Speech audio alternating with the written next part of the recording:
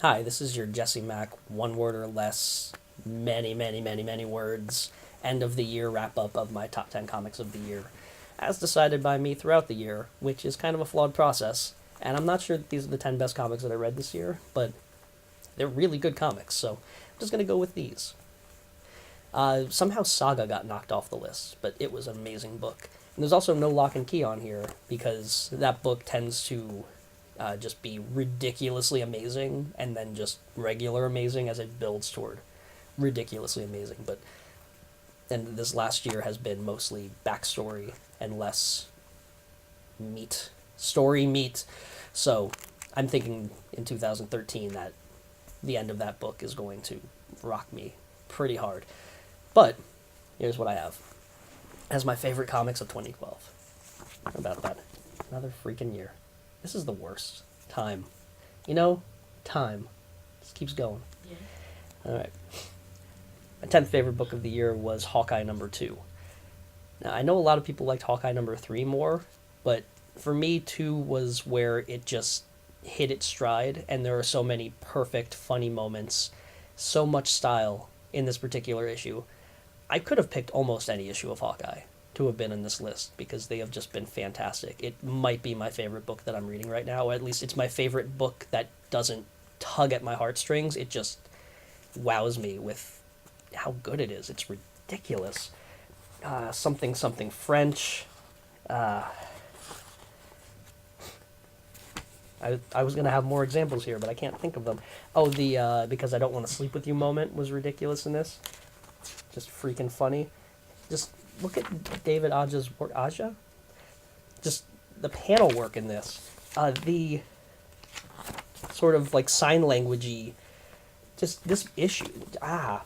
So I liked it. That's what I'm trying to say.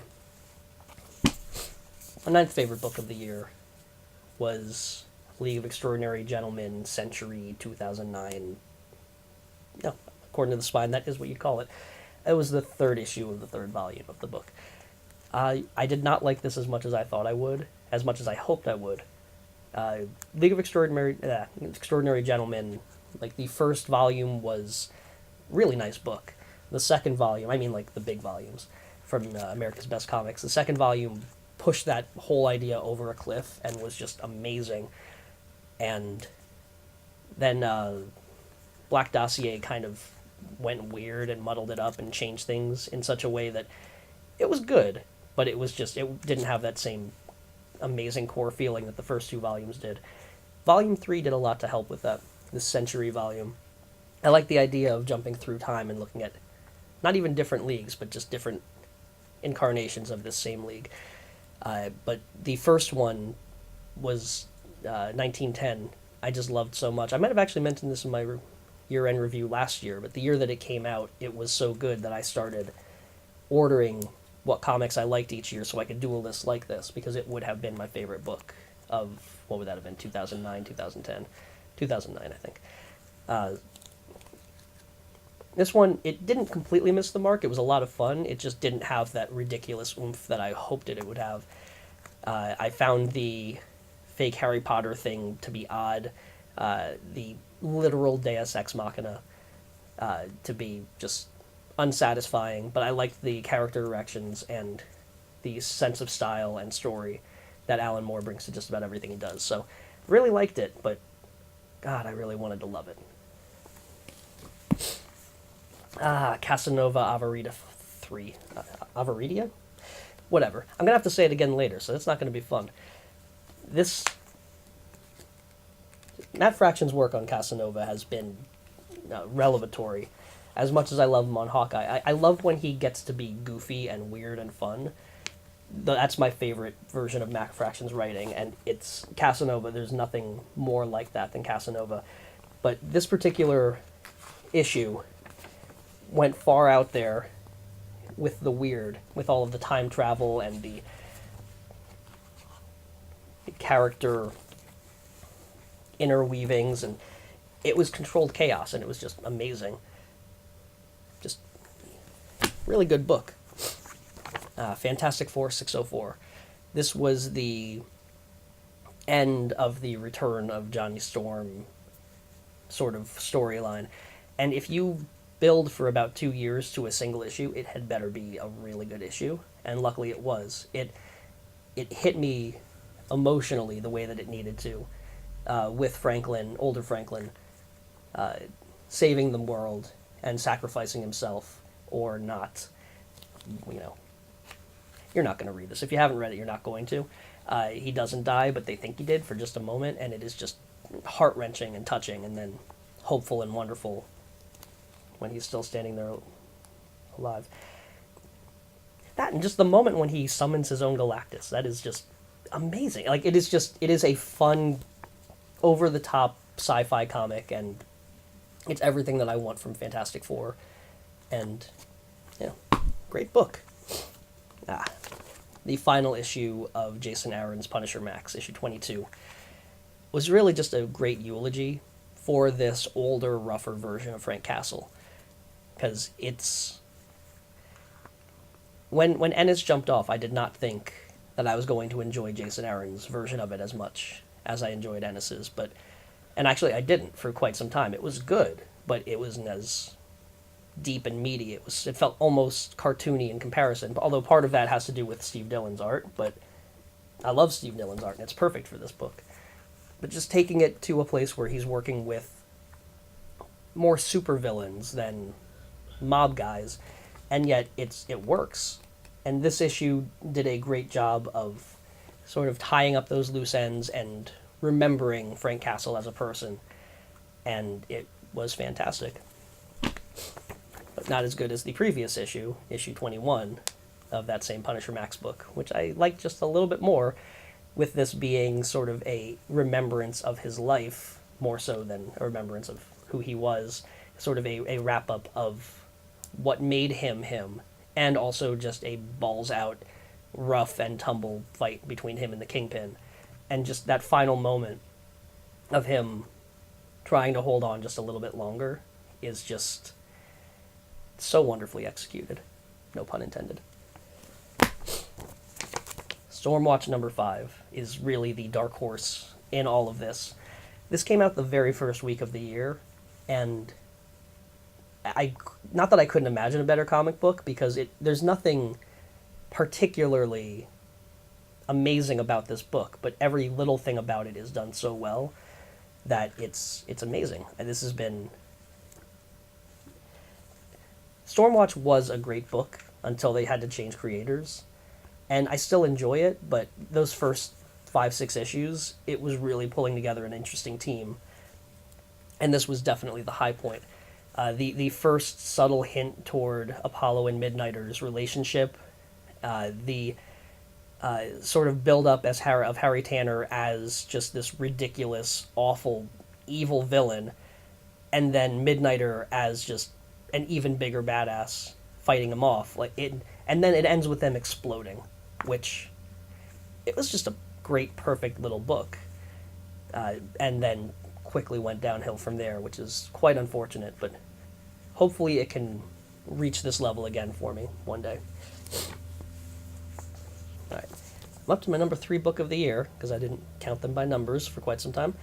This is the 4th issue of this volume of Casanova, which I'm not going to try to pronounce again because Greek or Latin? Latin. I'm going to go Latin. Yeah, it's the Latin version of the 7 Deadly Sins. This one was just pure visual poetry. Like, just the first... It's divided into 3 stories, and the first 2 were that same sense of controlled chaos that I loved in the 3rd issue, but then the 4th one essentially takes place in slow motion, just moments by moments, and it is just... I could hear the music in my head as I read it, and just... You float through it more than you read it, and it's just amazingly done. And, the implications of what this means for the character and where it's going next. This was an incredibly dense series. Avaritia? I tried to pronounce it again. Why I said I wasn't going to do that. Has been just... It was so deep and meaty to the point where half the time I wasn't quite sure what was going on, but then I reread it, and I read it again, and I figured it out, and it was just entirely satisfying. Amazing book. The Walking Dead number 100. This one I thought I knew what was going to happen. I didn't think I knew exactly what was going to happen, but I thought I had an idea, and I had no idea. And rather than going whole scale, horrifying mass murder, they focused it all on just one kill, and it tore me apart. It was insanely brutal and painful, and The Walking Dead does a lot of a lot. It has a lot of fallow periods where it's like many of these books, it is building back toward greatness. They want to give you the lulls so that the impact hits you harder when the impact comes, and it works. It means for a weekly review like this that it's not always at the top of my list, but it's, as far as series that I look forward to, I am invested in very few series more than I am in The Walking Dead, and it continues to grow and expand into amazing places, and this issue was the most affecting of the year, almost entirely for me, which, yeah, I wish I hadn't gotten this cover, though. I don't like this cover, but it's kind of cute, but I don't like it as much as the other ones.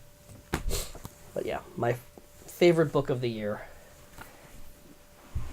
just coming out of nowhere, was Morning Glories number 15. Now, Morning Glories I have had trouble keeping up with, and in fact I am not going to read in single issues anymore. I'm going to have to pick up the trades because I do have so much trouble keeping track of what's going on from month to month. But this one did an insanely good job of telling a backstory of the one character, and showing that she wasn't just misguided, but was just a truly horrifying, terrible person, alongside the real-time, present-time story of her being stuck out with a very genuine and... what's the word I'm looking for? Like, just a nice guy. Like, an unassuming... somebody who wouldn't want to hurt anybody ever. And they gave him a sense of, like a feeling of real hope, and then tore it away in the worst way possible in the very last panel, and it just tore me just open. I think the pure shock of it is what kept it at the top of my list all year. It just came out of nowhere. It gave me that it anchored me. It gave me a feeling of hope, and then ripped it right out of my hands, and just brutalized me. So I wish I loved Morning Glories as a series better. I think it's doing amazing stuff, but they've just kept adding new characters, and they all look the same, and I can't keep track of what's happening or where it's gone. I really just need to start reading it from the beginning. But this one particular issue is the best thing that I read this year.